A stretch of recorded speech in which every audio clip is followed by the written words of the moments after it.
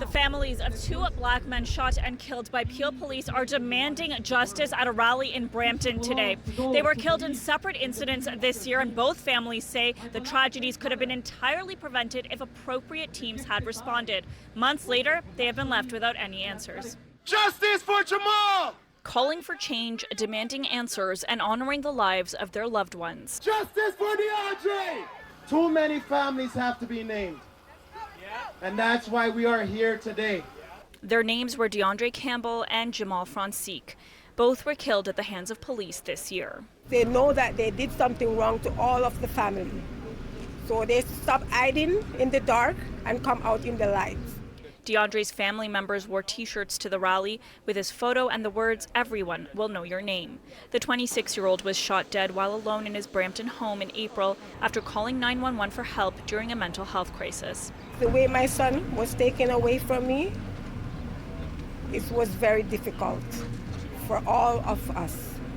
So I need justice. The SIU said two officers used tasers on DeAndre before firing multiple shots. He died at the scene. One officer involved in the incident has refused to submit an interview or notes to the SIU.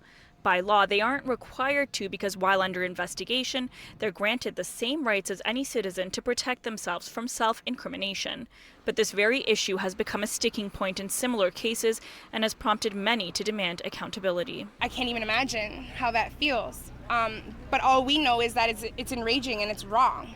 The family of Jamal Francisque also wearing T-shirts and holding signs with his photos to honor his memory. It's been 7 months now, and we have received next to no answers from SIU, and it's made it tough for the family and friends to understand and really grasp with what happened to Jamal and why it happened the way that it did. In January, the SIU says undercover Peel police officers were investigating a vehicle for suspected drug activity in Mississauga.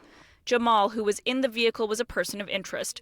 Police said he drove at the officers when they approached. He was shot and died in hospital 2 days later. The family says the 28-year-old lived with schizophrenia and bipolar disorder. I'm let down. My whole entire family, my whole entire community is let down by the police. We're supposed to be going to the police to help us. They're killing us. They're killing us. The SIU says both investigations are ongoing, and in a statement from Peel Police, they said in part, "We don't necessarily want to be the primary responders when it comes to mental health calls. However, policing is one of the only services that operates 365 days a year, 7 days a week, and 24 hours a day, and we are often relied upon to assist those in mental health distress." For City News, I'm Tina Yazdani.